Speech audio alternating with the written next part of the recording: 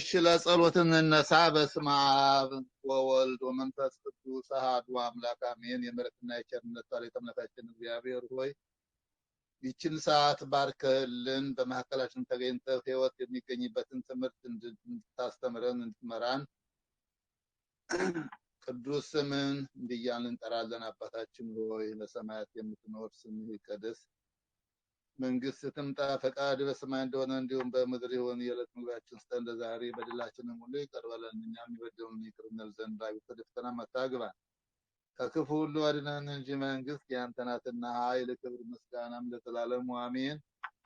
እመቤታችን ቅድስት ድንግል ማርያም ወይ በመልአኩ ቅዱስ ገብርኤል ሰላምታ ሰላም እልሻለሁ፣ በሐሳብሽ ድንግል ነሽ፣ በሥጋሽም ድንግል ነሽ። አሸናፊ እግዚአብሔር እናት ሆይ ሰላምታ ላንቺ ይገባሻል። ከሴቶች ሁሉ ተለይተሽ አንቺ የተባረክሽ ነሽ፣ የማኅፀንሽ ፍሬ ቡሩክ ነው። ጸጋን የተመላሽ ሆይ ደስ ይበልሽ፣ ልዑል እግዚአብሔር ከአንቺ ጋር ነውና ከተወደደው ልጅሽ ከጌታችን ከመድኃኒታችን ከኢየሱስ ክርስቶስ ዘንድ ይቅርታንና ምሕረትን ለምኝልን፣ ኃጢአታችን ይቅር ይለን ዘንድ ለዘላለሙ አሜን። እግዚእ ኢየሱስ ክርስቶስ ብዛት ኃይልከ ስራ ኃጢአት የኃጢአት ሁሉ እስከማይሰራ ኃጢአት እግዚአብሔር ይፍታ። እግዚአብሔር ጀምረናል። ሀለወተ እግዚአብሔር ማለት ያው የእግዚአብሔር መኖር ማለት ነው። ሀለወ ኖር ሀለወት የሚለው የግዕዝ ቃል ነው። እንግዲህ በሱ የእግዚአብሔርን መኖር በተለይ በዚህ ዘመን ዛሬ ስልጣኔ ሰዎች ላይ ሰፋ ወይም ደግሞ የሰው ልጅ ሰለጠነ እየተባለ በልማድ በሚነገርበት ጊዜ በስጋዊ አስተሳሰብ ማለት ነው። መንፈሳዊ ደግሞ እውቀት ደግሞ ዓለም ወደ ጨለማና ወደ ድንቁርና እየሄደ ነው ብለን እናምናለን።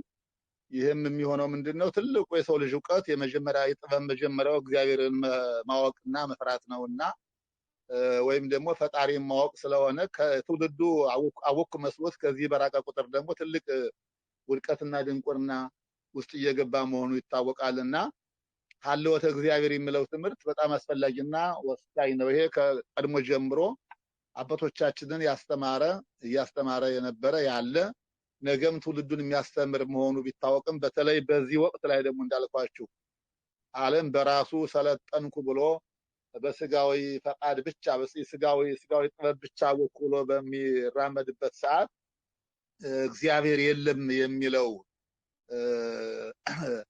እውቀት መስሏቸው በዚህ አይነት ጥያቄ የሚያነሱ ሰዎች ስላሉ የዚህን ትምህርት አስፈላጊነት ያጎላዋል እና ሀለወተ እግዚአብሔር መኖር የሚለውን ነገር ማወቅ ግድ የሚሆነው ከዚህ ተነስተን ነውና ለእግዚአብሔር መኖር እንግዲህ ምክንያት ወይም ደግሞ አስተማሪ የሚሆኑት ራሱ ሰሪው በሰራው ዓለም ላይ እየኖርን የሰራው ዓለም እግዚአብሔሩን ሰሪውን የሚገልጽ መሆኑን ነው ሳምንት ያየነው። እነሱን ቀኝት ለማድረግ የእግዚአብሔር መኖር እግዚአብሔር የሚለው የአምላክ የባህሪ ስም ነው።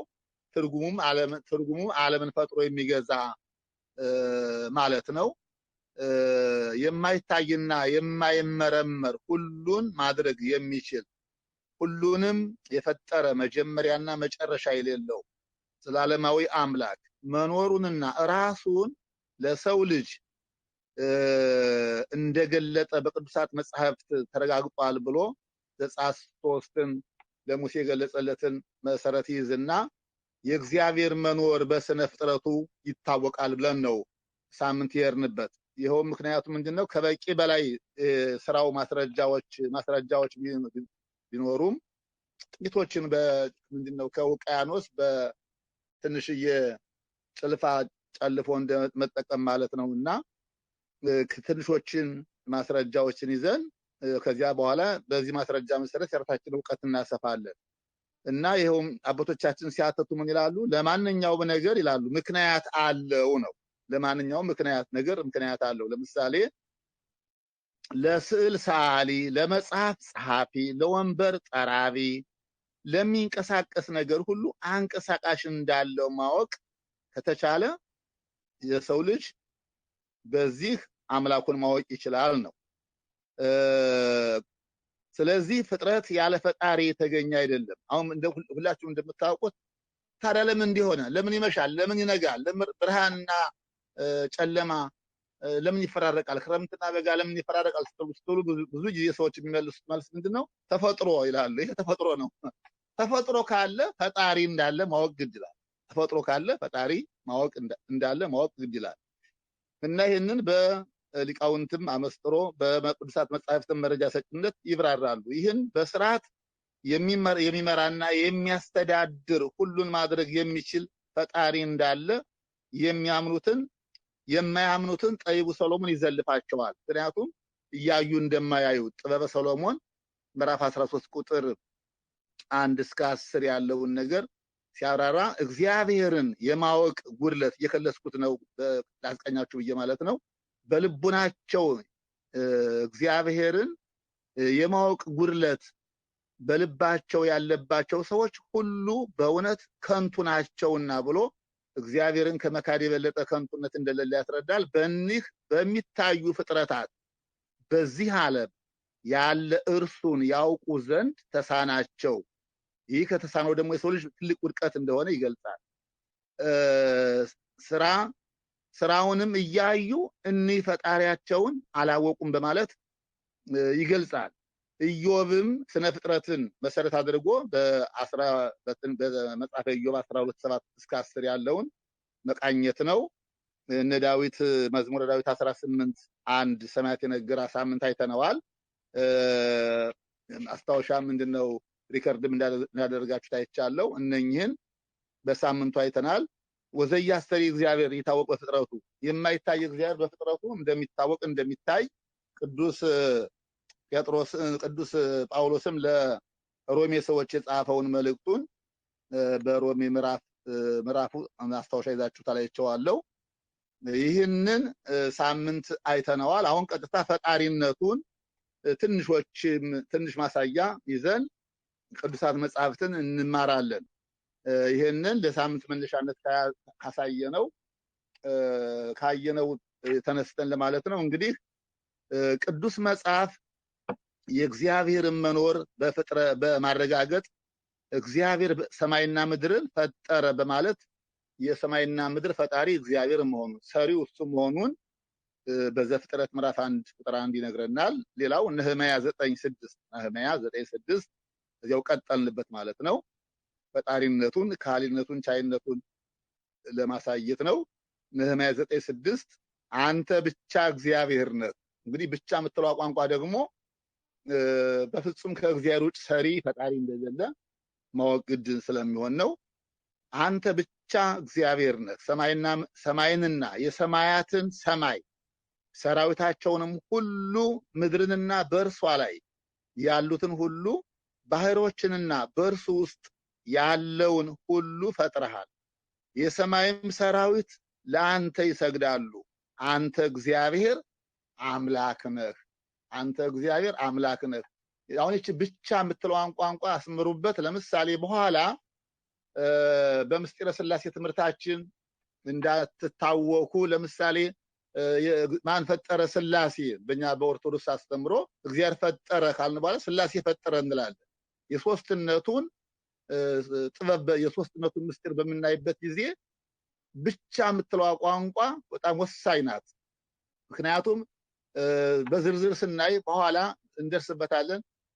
አብ ወልድ መንፈስ ቅዱስ ላይ ስንደርስ የእያንዳንዳቸውን ስም በመጥራት ፈጠረ የሚል እናገኛለን። ያን ስናገኝ እግዚአብሔር የሶስቱም ስም በሥላሴነቱ የሚጠራበት ሶስቱንም አብ ወልድ መንፈስ ቅዱስንም ጠቅለን ወይም ደግሞ በአንድ አድርገን የምንጠራበት ስም መሆኑን ለማወቅ ይጠቅማልና ብቻ የምትለው ቋንቋ ልብ አድርጉ። ከእግዚአብሔር ውጭ ፈጣሪ የለም። ይሄንን ነህምያ በሚገባ ነገረን። አሁንም ደግሞ ነብዩ ኢሳይያስ ይጨምርበታል።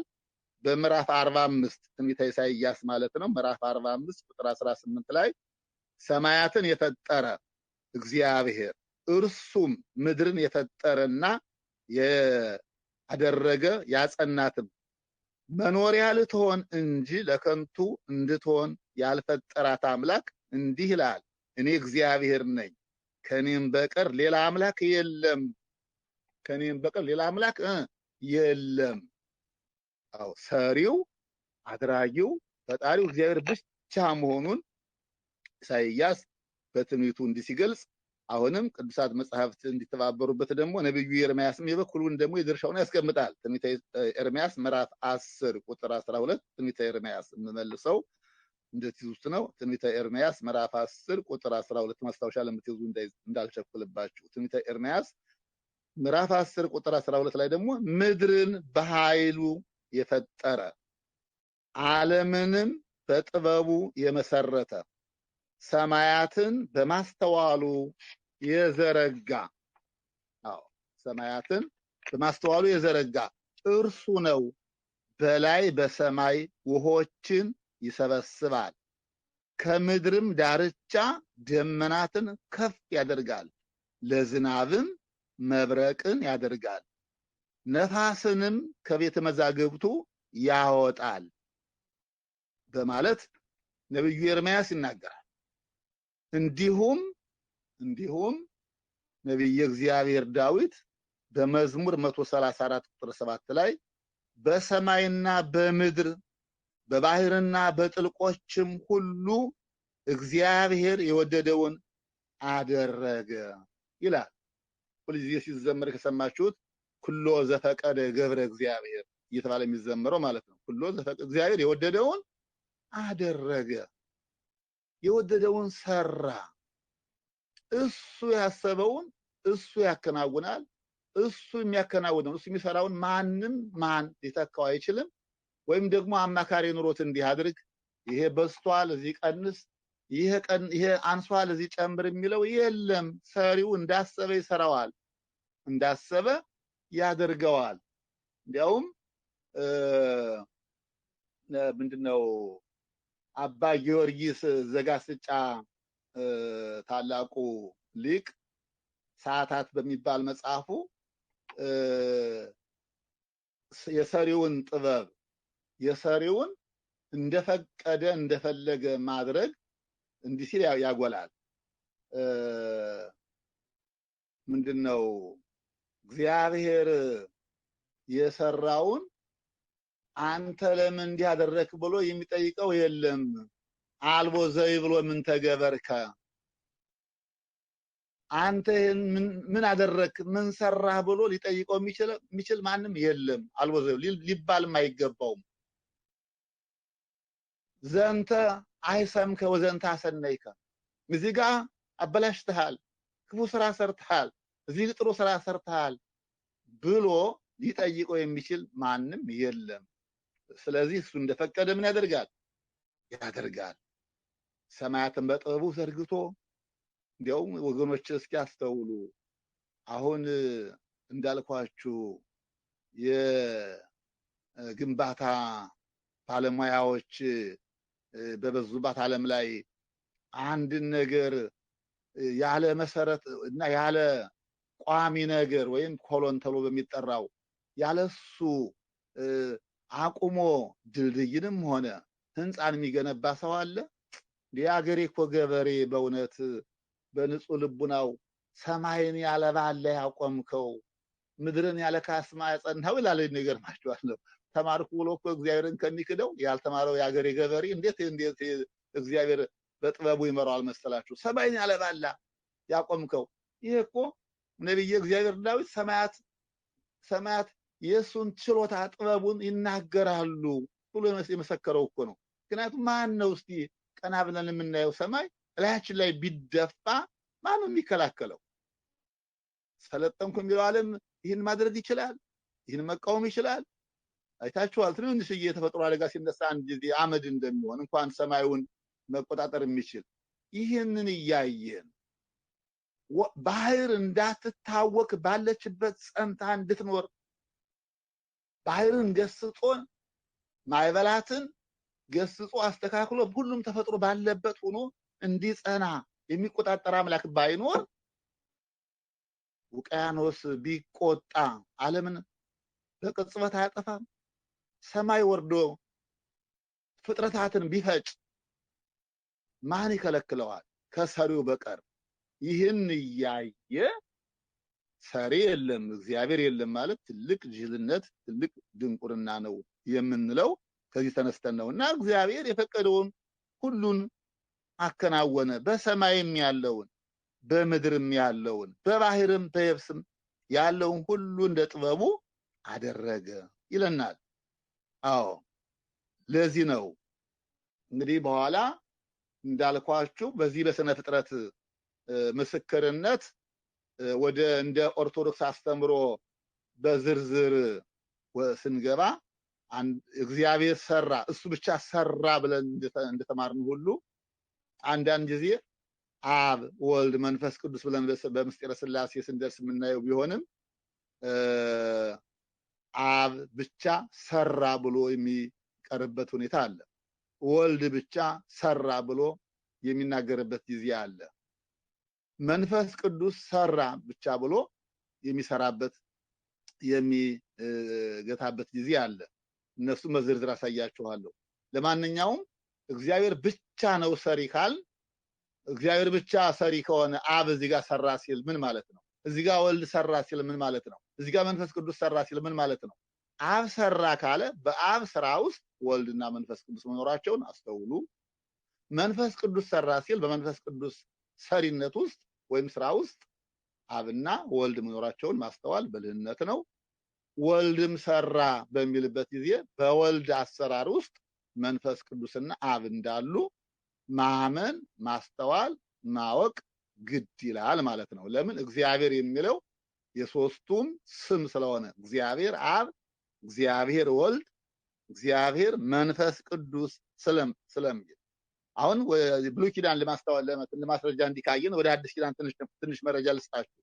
ወደ አዲስ ኪዳን ስንመጣ ደግሞ በመጀመሪያ ወንጌል እናገኛለን። የዮሐንስ ወንጌል ምዕራፍ 1ን ማየት ጠቃሚ ነው።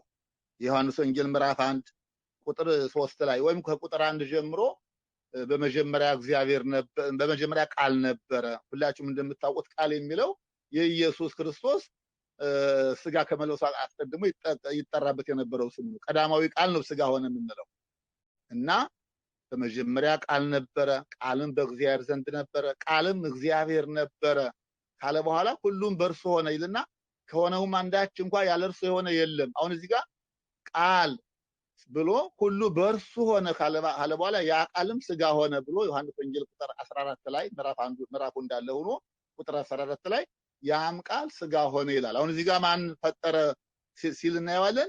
ኢየሱስ ክርስቶስ መሆኑ ነው ቃል ሲል። ለምን? ስጋዊ ስሙ ኢየሱስ ተብሏልና። በዚህ ጊዜ ምን ማለት ነው? የእግዚአብሔር ቃሉ ማለት ነው። የእግዚአብሔር ቃሉ ማለት የእግዚአብሔር ልጁ ማን? ኢየሱስ ክርስቶስ ብለን እናምናለን። ይህ እንዳይምታጣባችሁ ለማለት ነው። ስለዚህ ሁሉ በእርሱ ሆነ። አያችሁ፣ ሁሉ በእርሱ ሆነ። ቅድም አንዳች ከእግዚአብሔር ብቻ የሚለውን ሳትዘነጉ ሁሉ በእርሱ ሆነ ሲል በእግዚአብሔር ቃል ማለት ነው። በእግዚአብሔር ቃል ለማለት ነው። ይህን ካለ በኋላ እንግዲህ እንደምታውቁት ሐዋርያት የሐዋርያት ዓላማ የክርስቶስ የትንሣኤው ምስክር መሆን ነው። እሱ እግዚአብሔር እንደሆነ ሲናገሩ ምንድን ነው የሚሉት? ለምሳሌ በሚያደርጉት ጥበብ በሚያደርጉት እግዚአብሔር አምላክ ከነሱ ጋር በተአምር ስለሚሰራ ኢየሱስ ክርስቶስ አብሮ ከነሱ ጋር በረድኤት ስለማይለያቸው ታላላቅ ተአምራት ያደርጉ ነበር። ሙት ያስነሱ ነበር፣ ለምጽ ያነጹ ነበር፣ ሕሙማን ይፈውሱ ነበር፣ አጋንንትን ያስወጡ ነበር። በአጠቃላይ ፈጣሪያቸው እግዚአብሔር የሰራው የነበረውን ስራ ይሰሩ ነበር። በዚህ መሰረት አንድ ወቅት ራሱ በሐዋርያት ሥራ ምዕራፍ 14 ከቁጥር 15 ጀምሮ ስንመለከት ሰዎች ሐዋርያትን እስከ የሚሰሩትን ተአምራት ካዩ በኋላ አማልክት ሰዎች መስለው ወደኛ መጡ የሚል ከንቱ ነገር ተናግረው ነበር። አማልክት ሰዎች መስለው ወደኛ መጡ። ነገር ግን ሐዋርያት ምንድነው ያሉ? ይሄ ከንቱ ነገር ነው፣ ከዚህ ከንቱ ነገራችሁ ተመልሳችሁ አለ ሰማይንና ምድርን ባህርንም በእነርሱም ያለውን ሁሉ ወደ ፈጠረ ወደ ሕያው እግዚአብሔር ዘወር ትሉ ዘንድ ወንጌልን እንሰብካለን ይላል። አያችሁ፣ ወንጌልን እንሰብካለን። ተልኳቸው ኢየሱስ ክርስቶስን ከሙታን ተለይቶ እንደተነሳ የትንሣኤው ምስክር መሆን ሲሆን ስራቸው ኢየሱስ ክርስቶስ እግዚአብሔር ነው እያሉ መሆኑን አስተውሉ።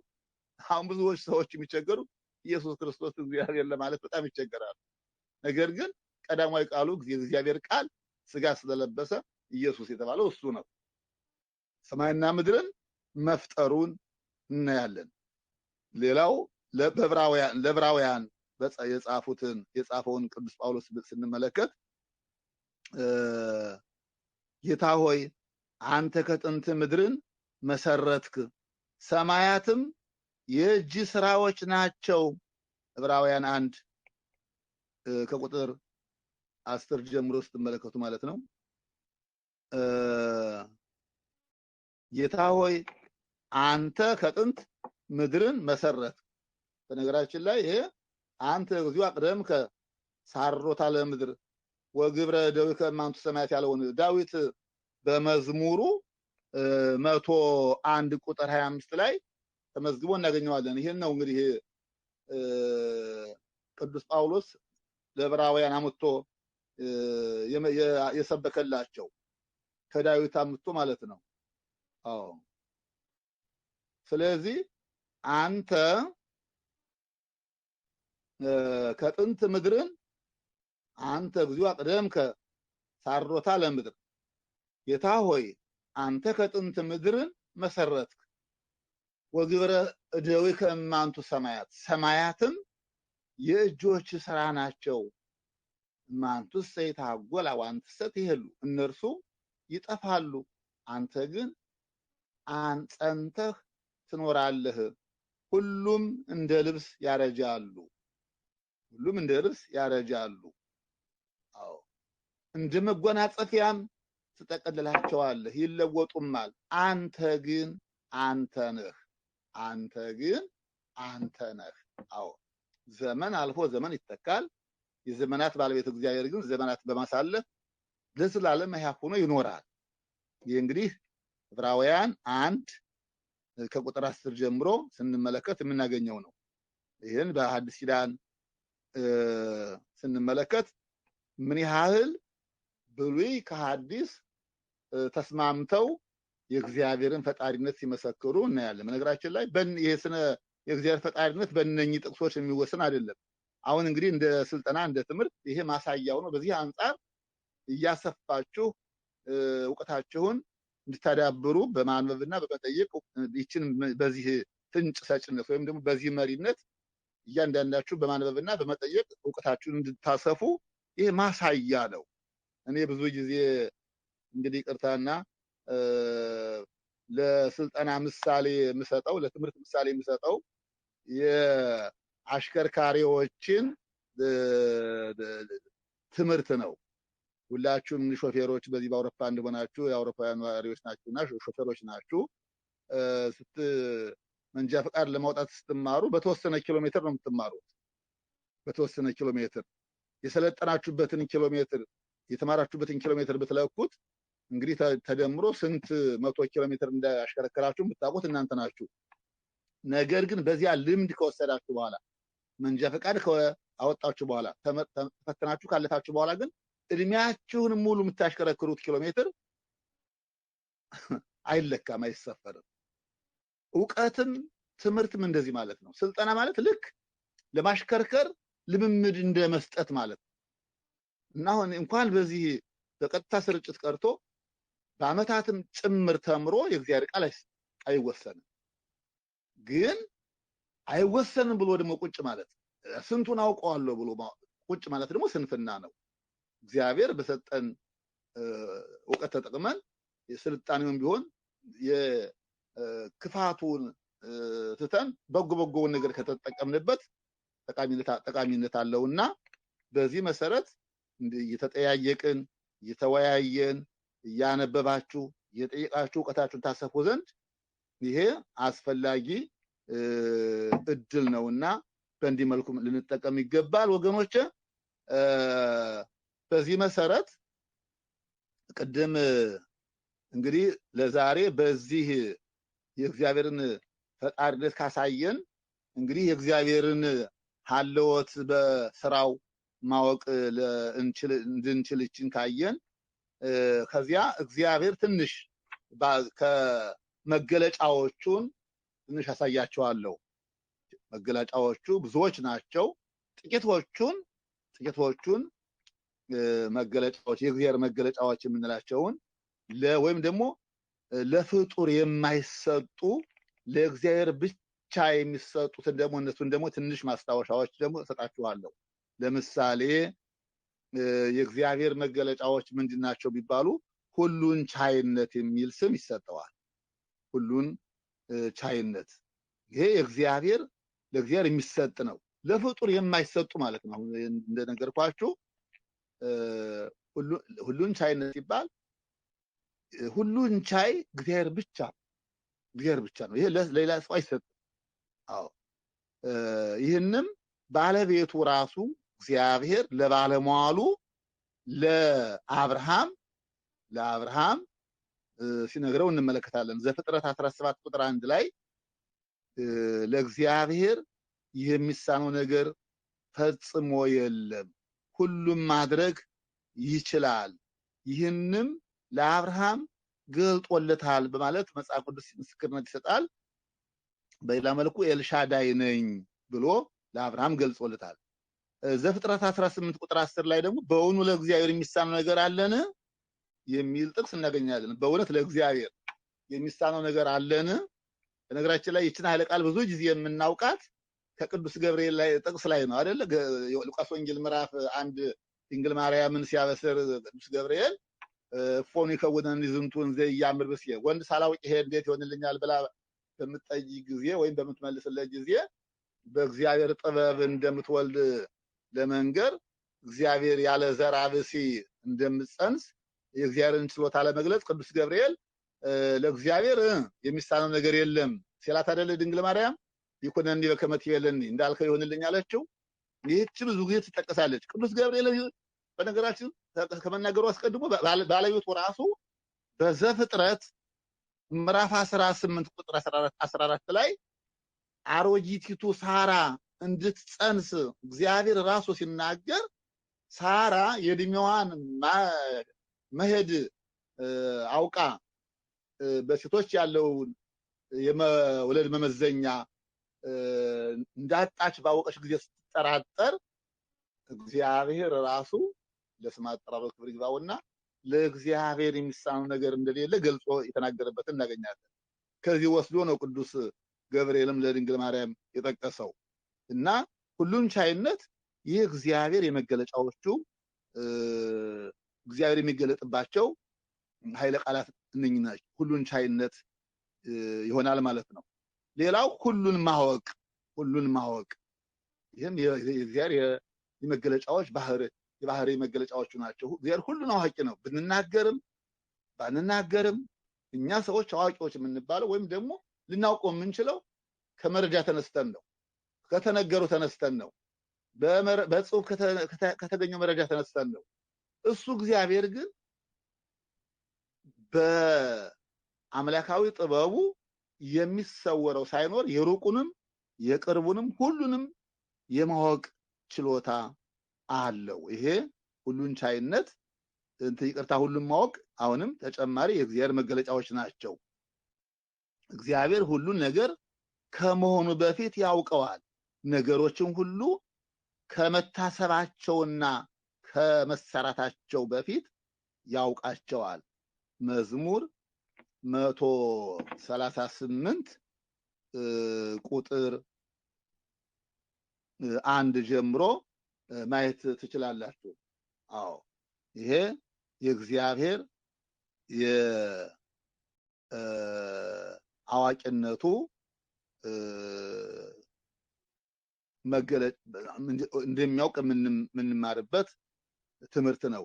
ዮሐንስ ወንጌል ምዕራፍ 2 ቁጥር 25 ይንግሩ ግዞ ለሰብ አይደለም ቢለው የሰውን ማንነቱን የሰውን ገሌ እንዲህ አድርጓል ገሌ እንዲህ ብሏል ተብሎ ሊነገረው አይችልም።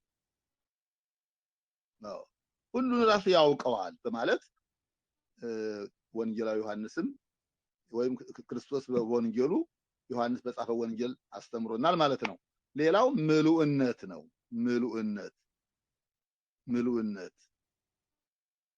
ምሉእነት እግዚአብሔር በቦታ አይወሰንም። እግዚአብሔር ምሉ ነው። ውስተ ኩሉ ባሕሩ መለኮቱ እግዚአብሔር በቦታና በጊዜ አይወሰንም። በየትም ቦታ አለ። ምንም እንኳን ስለ ልዕልናው በሰማይ እንደሚኖር ቢነገርም በሰማይም ብቻ አይወሰንም። ቅዱስ ዳዊት እንዲህ ይላል መዝሙር 138 ቁጥር 7 ላይ ከመንፈስህ ወዴት እሄዳለሁ? ከፊትህስ ወዴት እሸሻለሁ? ወደ ሰማይ ብወጣ አንተ በዚያ አለህ፣ ወደ ሲኦልም ብወርድ በዚያ አለህ በማለት ይገልጻል። እና ሰለስቱ ምዕትም በቅዳሴያቸው በሹት ጊዜ ወይም ደግሞ እሱን ያገኙት ዘንድ አይሄዱም፣ በፈለጉትም ወይም በሚሹትም ሰዓት ደግሞ አይታጣም ይላል። ለምሳሌ እግዚአብሔር ለማግኘት እንዲህ ቦታ እንሂድ አይባልም። ለምሳሌ ቤተክርስቲያን እንሂድ ሲባል ቅዱስ እግዚአብሔር የራሱ መመስገኛ ቦታ ስላለው ነው እንጂ ባለንበት ቦታ የለም ለማለት አይደለም። ዓለማዊ ስራ በሚሰራበት ቦታ ቅዱስ እግዚአብሔር አይመለክም። ንጹህ ባሪ የሆነ እግዚአብሔር ንጹህ ቦታ ያስፈልገዋልና በዚህ አይደል እናመልከው ዘንድ ቤተክርስቲያን እንሂድ ይባላል እንጂ እግዚአብሔር በሁሉ ምሉ ነው። በሁሉ ምሉ ነው። እነኚህ የእግዚአብሔር መገለጫዎች ናቸው። ሌላው ነብዩ ኤርምያስም በምዕራፍ 23 ቁጥር 23 ላይ እኔ ቅርብ አምላክ ነኝ እንጂ የሩቅ አምላክ አይደለሁ፣ ሰው በስውር ቢሸሸግን ያላይምን? ሰማይንና ምድርን የሞላሁ እኔ አይደለሁምን? ይላል እግዚአብሔር ይለናል። ስለዚህ ምሉዕነት የእግዚአብሔር መገለጫ ነው ማለት ነው። እንዳልኳችሁ እስቲ ወደ ኋላ ላስታውሳችሁ። ሁሉን ቻይነት፣ ሁሉን ማወቅ፣ ምሉዕነት። ሌላው ዘላለማዊነት። ዘላለማዊነት ደግሞ አሁንም ዘላለማዊ አምላክ ብቻ ነው። አሁን እንደ ኦርቶዶክስ አስተምሮ ብዙ ቅዱሳንን ስናስብ በየማዕረጋቸው እናከብራቸው አለ። በተለይ ከከበሩ የተከበረች ከቅዱሳን በላይ ሆና በልዕልና ከፍ ያለች የአምላክ እናት የምትባለው እናት ድንግል ማርያም እንኳን ዘላለማዊ ድንግልናዋ ይመሰከራል እንጂ ያልነበረችበት ጊዜ ነበረ። ሌላ መላእክት፣ ቅዱሳን፣ ሰማዕታት፣ ጻድቃን አንጠቅስም። ከነሱ በላይ የሆነችው ድንግል ማርያም እንኳን ያልነበረችበት ጊዜ ነበረ። መቼም ቢሆን መች በዚህ ጊዜ ነበረ አልነበረም ተብሎ የማይወሰንለት እግዚአብሔር ብቻ ነው። ዘላለማዊ አምላክ የሚባለው እሱ ነው ማለት ነው። ስለዚህ እነኚህ የእግዚአብሔር መገለጫዎች ናቸው ማለት ነው። እግዚአብሔር በዘመናት አይወሰንም። ከዘመን በፊት ነበረ፣ ዘመናትንም አሳልፎ ይኖራል። መዝሙር 89 ቁጥር 1 እስከ 2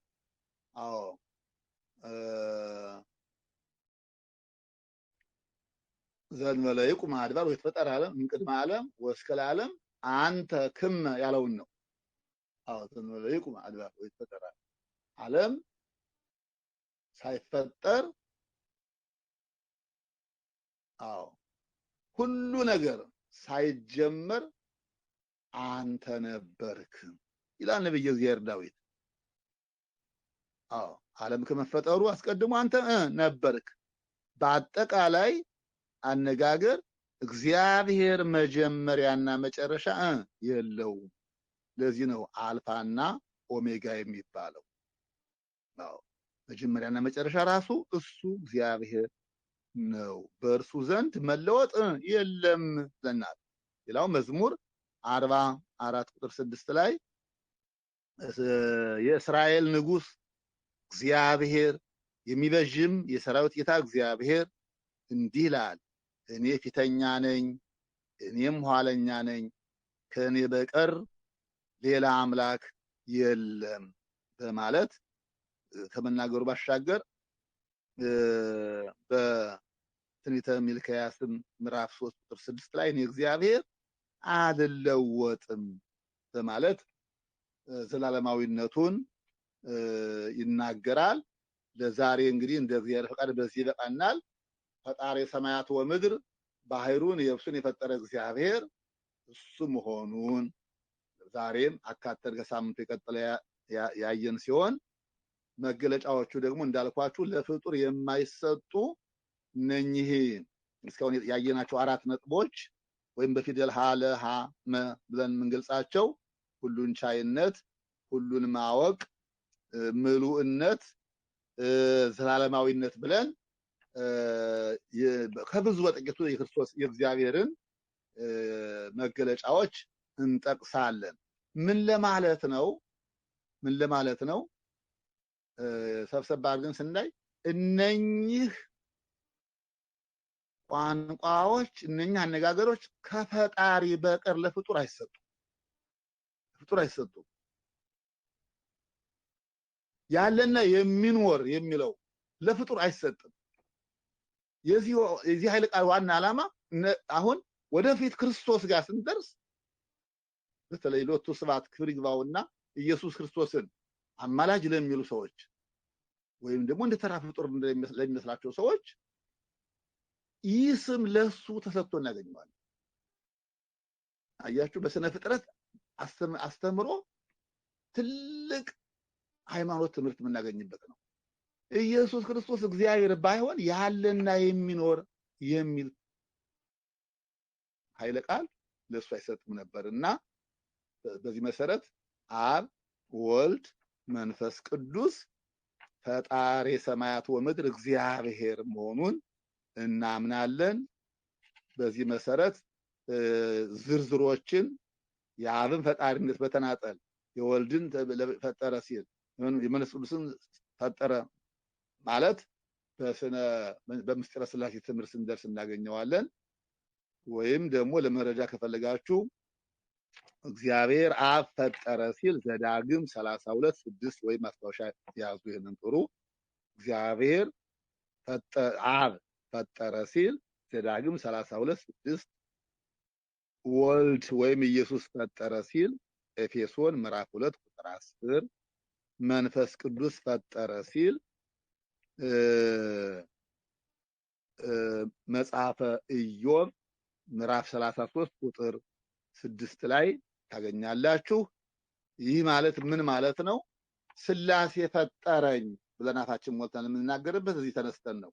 አብ ፈጠረ ሲል እንዳልኳችሁ ቅድም እንደገለጽኩላችሁ ወልድና መንፈስ ቅዱስ አሉበት። ወልድ ፈጠረ ሲል መንፈስ ቅዱስና አብ አሉበት። መንፈስ ቅዱስ ፈጠረ ሲል አብና ወልድ አሉበት። እግዚአብሔር ብቻ ሲል ሥላሴ ብቻ ለማለት መሆኑን እንዳዘነጉ ለማለት ነው። ያስተማረን የመከረን አምላካችን እግዚአብሔር ክብር ምስጋና ይድረሰው። ወስብሐት ለእግዚአብሔር።